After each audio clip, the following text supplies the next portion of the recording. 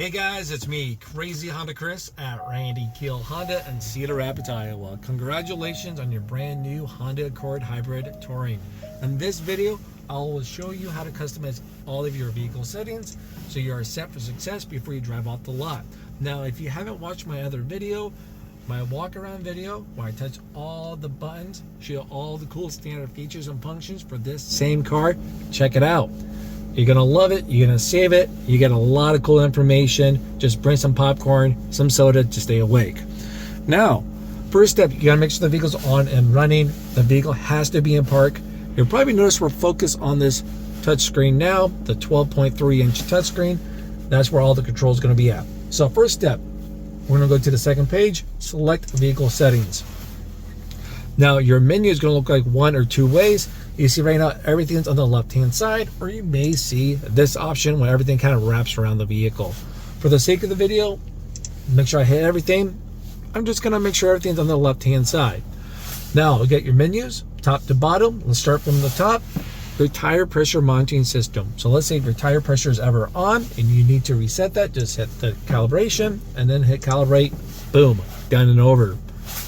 Next option is gonna be driver's assist system setup. This is where you can customize all of your Honda sensing features. You know, do you want all the beeps, none of the beeps, things like that. First one's gonna be your forward collision warning distance. It gives you a nice little visual effect too as well, so you can see what you're playing around with. And what I love about this, it gives you a summary, so you don't have to memorize everything that I share with you today. So, or you can save this video and come back and visit it later. Now, your forward collision, when you're driving down the road, it senses you're going to hit a car in front of you, maybe an object in front of you. It warns you on your driver's interface. It's going to beep, give you a little visual cue to let you know to brake or to slow down, stuff like that. So the question is how soon you want it to warn you, because it's long distance, further away. See, that car's further away. Normal, what most people leave it at. Or maybe you want a little more of a delay. You don't want to be as sensitive, okay? Alrighty, so all this stuff I'm gonna probably enable, and then also keep it on default. Now, next one is going to be your heads up warning. It's on or off. So, like for example, you're driving down the road, your heads up warning, whatever it might be for your heads up display. Get a nice little visual up there. Yes. Now you're gonna have your ACC, forward vehicle detection beep. So your ACCs are adapted cruise control. So simply when a car gets in and out of range of your adapted cruise, you want the car to alert you to let you know. All right, so let's imagine you're over here having a conversation, the car slows you down or speeds you up, not paying attention, you feel it, it does beep, beep, beep to let you know. Next option is gonna be a road departure. This is what keeps you on the road or in the center of your lane. You can change the sensitivity, make it narrow, a little more wide, give you a little more leeway, or maybe you don't want it to bring you back in the center of your lane. You just want it to warn you, that's it. That'd be a warning only. It'd be up to you at that time to get back in the middle of your lane or on the road. So once you select it, just hit the back, and then there we go. Next option is gonna be your lane keep assist suspense beep. So with your road departure lane keep assist, you know, as you go out of your lane a little bit, as you see right there, do you want it beep, beep, beep, beep as it brings you back, or would you like it to be quiet and just do its job? Now, you can see those little things here. You can turn them on and off quickly right here. You probably notice you get nice little visuals on the right-hand side to show you what's already selected. Next one's going to be your blind spot information system. So this is great when a car is in your blind spot. You have to go at least 20 miles an hour faster. While a car's in your blind spot, you get a solid orange light right up there. Now, when you have your turning indicator on while someone's in your blind spot, it's going to flash at you, and then it's going to beep at you to alert you not to turn yet. So yeah, we'll keep it right there, what most people do. Next one's gonna be traffic sign recognition. So pretty much that camera right up there on the other side of your windshield, it finds the speed limit signs. It helps find lines on the road to keep you there in the center of your lane. It does a lot of stuff for your Honda sensing, okay? But anyways, it finds a speed limit sign. It will display it right up there on your driver's interface. So it's nice to have that. Would you like that? Yes or no? Next option is going to be, do you want it to warn you when you're speeding? Okay, so it finds that speed limit sign and realizes you're going faster than that speed limit sign. Do you want it to flash at you to warn you? I know your first instinct is to say, no way. But if you keep this on, oops, keep hitting the button, scroll down, you get a new option right down here, speed limit warning threshold. So do you want it to warn you at the speed limit, 3, 5, or 10 above the speed limit? Pick what you want. I won't tell if you don't. Next one's gonna be your driver's attention monitoring system. So the car knows the difference between you doing a bad job at driving or the wind blowing you around. But if you're doing a bad job at driving, I'm assuming you probably want the car to do everything in its power to alert you to say, hey, pretty much pull over, take a break, take a power nap, coffee. Let's do that. Safety is a big thing. You got your rear sensors, so you can actually turn these off. That also affects your low speed braking control. Why would you turn this off? Let's say if you get a luggage rack for the back, with a hitch back there, or maybe a bike rack, it may affect your parking sensors, so you can actually turn those off. Now that's everything under driver's assist system setup. We'll go over here to meter and heads up display. You can adjust your outside temperature. You probably notice on the bottom left-hand corner on your driver's interface screen, you'll see a outside temperature gauge. You can fine-tune this bad boy within 5 degrees as you see fit. Next one's gonna be trip A and trip B. It's the same thing, it's just A and B. Within my walk-around video, I show you how to reset that.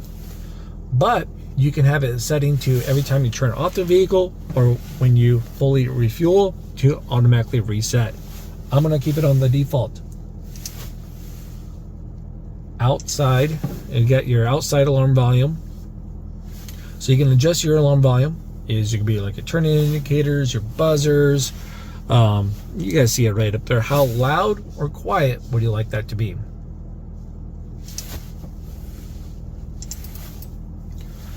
Next one's going to be your fuel efficiency backlight. So this is a visual coach. When you're driving down the road, you're being fuel efficient, you're going to get a nice little green light that's going to come up and around to let you know, hey, good job. Then when you're not being fuel efficient, it just goes away. So on or off. Your turn by turn, yeah, we'll keep this on. It's kind of nice to get a heads up directions and see what's going on. Rear seat reminder. So this is triggered by the door being open within 10 minutes of you starting the vehicle. So let's say I open up a door, 9 minutes from now I start up a vehicle. If I just open up the door and as the car is on and running, when I get to where I'm going, I turn off the vehicle, your rear seat reminder is automatically going to pop right up. Now if I open up a car door like 15 minutes ago and now I just started up the vehicle, that rear seat reminder will not trigger. So it is a time frame base before, then also during the time the car is on and running. Okay, I can drive for an hour and open up the back door and still have it whatever, and then when I stop, turn off the vehicle, the rear seat reminder will pop up. Now we're gonna have speed and distance. Would you like to change from miles per hour, or would you like to stay there? We'll keep it at miles per hour. No kilometers here in Iowa. Alrighty, driving position setup. Memory link. That's a nice one. So you can set up your 2-seat memory and you can save it to your key fob. As you probably notice on the back of your key fob. Let's see if I can grab that. There we go. You have a 1 or a 2. Which one are you? And save it to that one. Seat position movement on exit and entry. So it just makes it a little easier to get in and out. The seat moves back, the seat moves up once you get in. It's kind of nice. If you don't like it, you can select off. That easy. We'll go down to keyless access setup. Door unlock mode. This is when you have the key fob in your purse, your pocket, your jacket. You walk up to the vehicle, you put your hand in the handle. Do you want all doors to unlock, or do you want just only the driver's side door?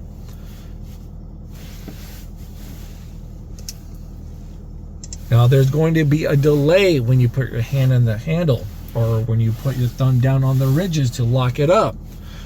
All right. So for a visual cue, do you want the lights to flash, let you know, hey, I'm locked and unlocked? That's kind of nice because I can see my son. He's 8 years old, Cameron. Oh boy, he likes to yank unlocked car door handles. I swear it's his favorite thing. I wish I had that on my Accord. My 2011 Accord. Oh, that'd be great. No, we could have the beep. Sometimes you can use the excuse, oh, I'm sorry, Dad, I didn't see the lights flash. I didn't know, right? Because we was over there looking at a squirrel. Well, he doesn't have that excuse anymore. We can have the car beep at him. Little soft beep, beep. Remote start. We like to keep that enabled so you can use it all the time. I talk more about that, of course, within the walk-around video, how that works, how to use it, time frames. Next one's going to be a lockout prevention.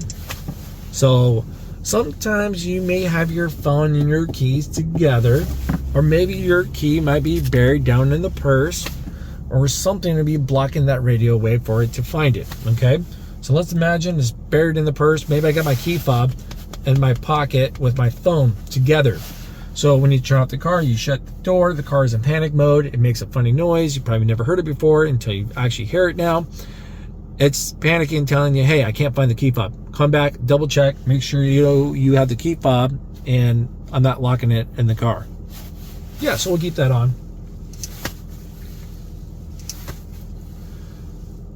All right, now we're at light setup. Auto high beams. Do you want those bad boys to be on or off? We'll keep them on. I do a lot of highway driving. All right, so your interior light dimming time. You shut off the car, you shut the door, and X amount, your interior lights will turn off. Headlight, auto timer, same thing. Shut off the car, shut the door, X amount of time, your headlights will turn off. This should be great to increase if you're one of those individuals that don't get to park in the garage all the time, or maybe you arrive to work late at night, you need to see a little better because it's not a well-lit area. There we go. Let's change it if that's the case. Auto light sensitivity. So as long as your lights are set to auto, your headlights, how soon or later or how sensitive you want those to come on between your day and nighttime levels. Keep it on default. Next one is going to be auto headlight on with wiper. So headlights are set to auto. It's raining like right now. I can see just fine today, but bam, raining like cats and dogs, you know, pretty hard. I turn on my wipers. As soon as I turn on my wipers, your headlights will automatically come on. I like that. It's pretty snazzy. Now we're going to scroll down to, we haven't done the door setup, right? See, I got all this excitement going on. I forgot what I was playing around with. Door setups we're at next. Door setup, auto door lock. So you just got in the car, you're about to drive off to show it off to your friends and family. When would you like your car doors to lock? When you get to a certain speed, or when as soon as you shift from park, boom, doors lock.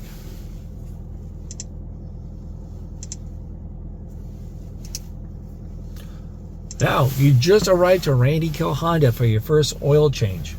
Well, wherever you're at, showing it off, right? When would you like your doors to unlock?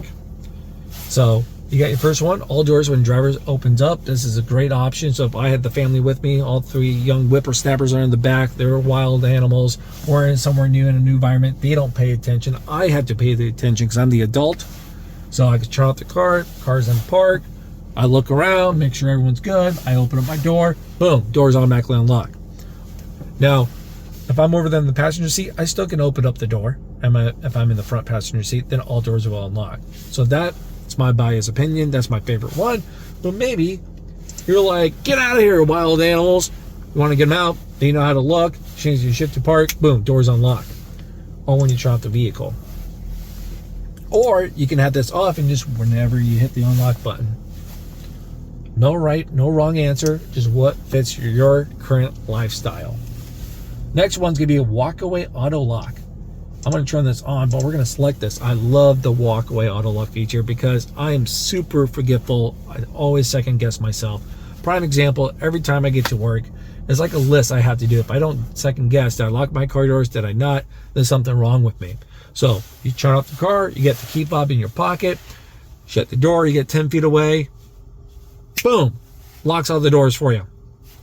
Nice. If you leave a key in the car, it won't lock. Now, I do have a separate video that's going to show you how to lock a key in the car if you only have the one fob. You're afraid this bad boy is going to get wet, damage, whatever the case might be for your outdoor adventures or life. Now, if you have a second key, like my wife leaves one in the purse, and that's in the car, I take one with me outside, I can hit the lock button, and it registers that I'm purposely locking a key in the car. Okay? Keyless, lock, answer back, hit the lock, unlock. You probably wanted to do a little beep beep to let you know.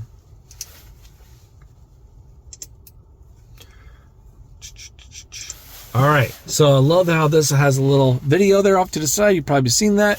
You know what? Let's actually come back to it, watch the video. So it allows you to roll down your windows and open up your moonroof off of your key fob by double tapping and holding unlock within a few seconds. Okay, so this would be great if you're out there for those hot summer days, letting the kids do what they do, you know, their events, ball games, I don't know, making things up. So 5 minutes from now, I'm gonna run out to the car, double tap and hold unlock. It rolls that down, gets all that hot mucky air out. Oh, it's gonna feel so much better to get in the car. But the problem is, some people are not aware of this feature. That's fine. That's why we're talking about it. They doop, hold it for a split second, not even long enough for the windows to actually come all the way down, because you have to hold it. The more you hold it, the window's coming down further. So the window just cracks just a wee bit. And they park outside, right? Overnight. It rains, it snows, who knows what. Giant bug gets in there and scares the kids. You know? They have no clue what's going on. So you can turn off this feature. I probably talked a little too much about that, but just want to make sure you guys are aware about it. Next one's going to be lock presetting. All right, so now with the older cars, you know, you cannot use the key fob and hit lock button until all the doors are shut, right? So all doors have to be shut before you lock it up. But with this one, you can do a lock preset.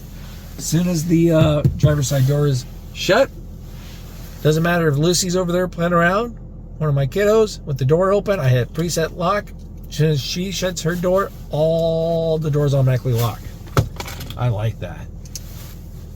That'd be a great one to have for those that don't have the walkaway auto lock feature enabled. Next one going to be climate controls. This is going to be a simple, easy thing. I think I had a survey out there asking people for their thoughts about theirs, and they're like, yeah, we keep it on. Let's keep it enabled for the climate control. Make sure passenger, you know, front passenger, rear passenger, you know, front passenger and driver are happy and comfortable.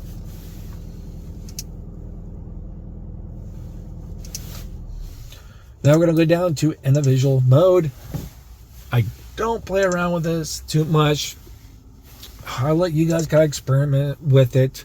This is more up to your particular thing, but as you know, as you watch my walk around video, you do have a individual mode, econ mode, a couple different modes that you can play around with, sport mode, from there, okay? Now I believe that was everything. Let's scroll down again. Maintenance. Anything regarding maintenance, reset maintenance, stuff like that, boom, you can reset it all right here.